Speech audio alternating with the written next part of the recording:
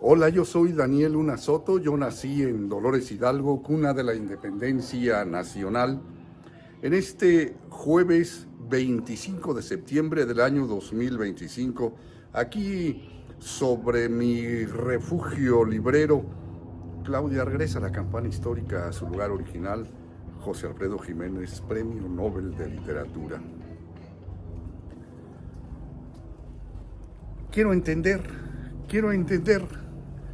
El primer paso para obtener conocimiento común, corriente o conocimiento científico, siempre es el primer paso, querer conocer. Yo quisiera saber por qué cuando algunos de mis seguidores pretenden descalificar lo que yo digo, a veces su principal dardo, su principal herramienta es: ¿fuiste a la escuela? ¿Estás preparado? ¿Sí sabes? El día de ayer hice un video sobre los programas sociales, en especial la pensión para los adultos mayores, para los viejitos, en los que ya me encuentro incluido, me guste o no me guste, esté de acuerdo o no esté de acuerdo, me merezca o no me merezca la pensión, ahí estoy en esa población. Y entonces uno de mis seguidores dice que no fui ni a la primaria. ¿Por qué? Para descalificar a quienes son de izquierda, quienes tienen una postura diferente a la de los neoliberales, a la de quienes gobernaban a este país, al grupo hegemónico que estaba antes de la 4T. ¿Por qué? Su principal argumento es la descalificación desde el punto de vista educativo. Yo creo que se acuerdan de sus grandes doctores como el doctor Ernesto Zedillo Ponce de León, que nos lo vendieron como el niño que desde pequeño se esforzó. Es más, él hizo famosa la denominación de nuestra generación y le llamó la generación del esfuerzo, porque él, Ernesto Zedillo Ponce de León, según él, según sus seguidores, era bolero en Irapuato, Guanajuato, de pequeño. Bueno, yo le creo o quiero creerle. Al final de cuentas, le crea o no le crea, no tiene importancia, porque las cosas son como son y son lo que son. El sol es sol, la luna es luna, la tierra es tierra, la lluvia es lluvia, el agua es agua, y así sucesivamente hasta el infinito. Y entonces, pues hay una serie de líderes, de nuestros gobernantes del pasado, que no podíamos decir que eran unos ignorantes. Hoy yo me atrevo a decir que sí estaban preparados, pero su capacidad la usaban para entender o malentender la realidad, para adecuarla a sus intereses y a sus propósitos, que no necesariamente eran los intereses ni los propósitos de las mayorías. Mira, yo fui profesor en la Facultad de Arquitectura de la Universidad de Guanajuato durante 35 años. Así que yo soy un académico, un investigador de tiempo completo. Bueno, lo fui. Tengo 8 años jubilado. 8 años que no me he parado para nada en esa institución, aparte de que no me han invitado, así que por eso no he ido. Pero mira, yo quería recordar que viviendo ahí en esa institución, donde incluso fui secretario académico de la Facultad de Arquitectura en la década de los 90, precisamente en la época en la que llega a la rectoría Juan Carlos Romero Hicks, en mi opinión, el gran neoliberal, el hombre que le abrió las puertas al neoliberalismo académico en la Universidad de Guanajuato. Él era amante de la exogamia, y criticaba y no estaba de acuerdo con la endogamia académica. ¿A qué se refiere eso?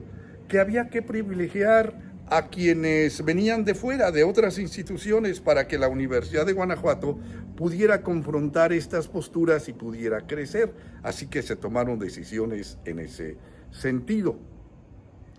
Y otro aspecto neoliberal que en mi opinión todavía está vigente en el sistema educativo mexicano, en las universidades, el que entre más doctores tengas, es mejor la institución. Entonces, es a principios de los 90 donde las universidades mexicanas miden su capacidad, miden su nivel a partir del número de doctores en función del número de estudiantes. Así que siempre se presumía, tenemos tantos, tenemos un doctor por cada 500 estudiantes, por cada 1000, y eso lo presumían. Yo te voy a decir lo que pasaba en la Facultad de Arquitectura de la Universidad de Guanajuato. Con esta postura, con esta tendencia, en la que incluso yo formé parte de la administración de la Facultad de Arquitectura, que propiciamos que varios de nuestros profesores se fueran a formar como doctores. Y entonces, recuerdo el caso de un profesor que era pues un buen profesor que daba clases de dibujo a 3, 4 grupos y aparte daba un grupo de proyectos o de construcción. Se le becó, se le dio todo el apoyo, en 4 o 5 años regresa como doctor. Por cierto, ya falleció este compañero, nombre no lo he dicho. Ya falleció este profesor y regresa como doctor. Perdimos un profesor de dibujo del natural y un profesor de proyectos. Ahora ya el señor ya era doctor y ya, no, olvídate.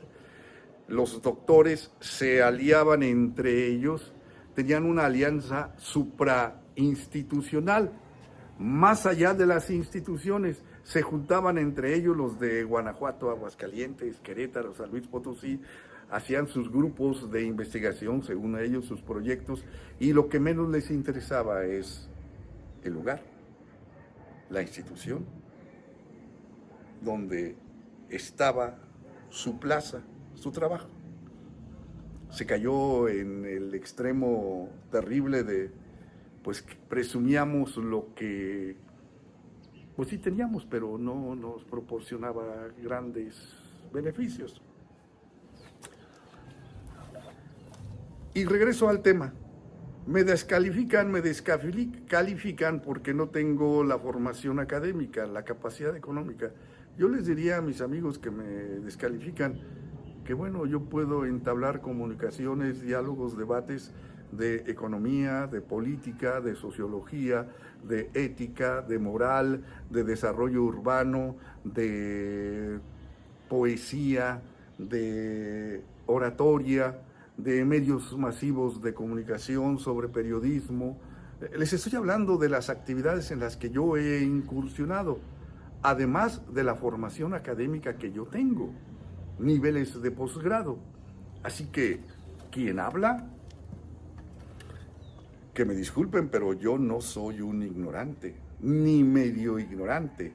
Yo soy un profesor, un mexicano preparado y medio, y entiendo, y comprendo. Y la verdad es que no hay más ciego que el que no quiere ver, y no hay más sordo que el que no quiere oír. Y lo que estamos viviendo en México es una verdadera revolución pacífica. Por primera vez tenemos un gobierno que atiende a las necesidades de la sociedad y que por el bien de todos, primero los pobres.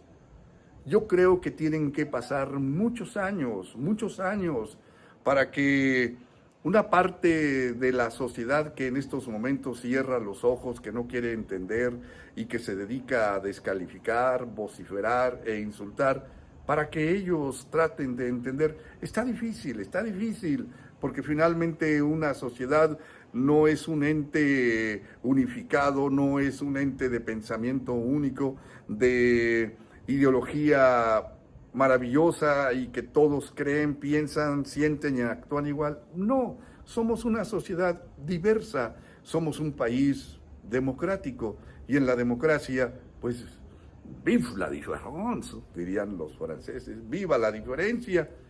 Bueno, ellos se referían a la diferencia entre hombre y mujer, pero bueno, la expresión, pero bueno, vive la différence. Pues somos mexicanos, tenemos derecho a votar y a ser votados, tenemos derecho a presentar nuestra postura política, nuestra postura ideológica, nuestro proyecto de país. Y esa es la democracia. Y los medios de comunicación masiva, pues su función es acercar a los que promueven, proponen ideas, proyectos a la sociedad. Los medios masivos de comunicación, los tradicionales en México, vivían del erario público, abiertamente o encubiertamente, y hoy eso aún no lo superan. Están muy dolidos por todo el privilegio y todo el poder, sobre todo económico, que han perdido. Yo quiero entender. Primer paso para entender, para saber, es querer entender y querer saber. Y luego, pues ponemos nuestro proyecto de país. Y a mí me parece que la 4T está por el buen camino.